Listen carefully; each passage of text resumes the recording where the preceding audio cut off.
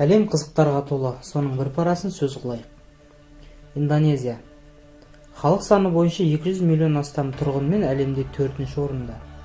Орташа өмір сүру ұзақтығы ер адамда 71, әйел адамда 76. Бір қызығы, олар темір жолды қатынас үшін де, ем үшін де қолданады екен. Рабвоя станциясында әр кеш сайын тұрғындар темір жол маңына жиналады.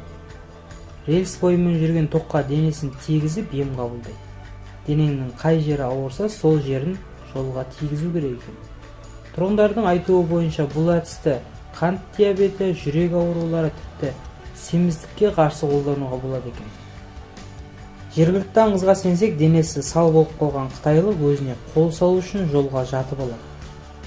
Сонда оны тоғырып, емделіп кетіпті, бірақ бұған нақты дәлел жоқ.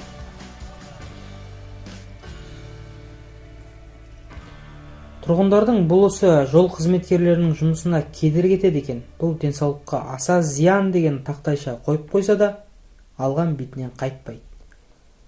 Елде тегін медициналық қызмет көрсетеді дегенмен, халық тоқ арқылы емделуді қояр емес. Денсаулық сақтау министрлігінің айтуы бойынша бұл өте қауіпті әдіс. Тоқпен емделуді тек психикалық ауытқуы бар адамға ғана қолдану керек дейді. Жергілікті полиция заңға бағынбаған, жолға жатып алған тұрғындарға $1800 көлемінде айыппұл салып қана біршама санын қысқартылыпты. Кейбірін 3 айға дейін түрмеге жапқан. Ақпарат қызық болса, каналға жазылыңыз һәм тіркеліңіз.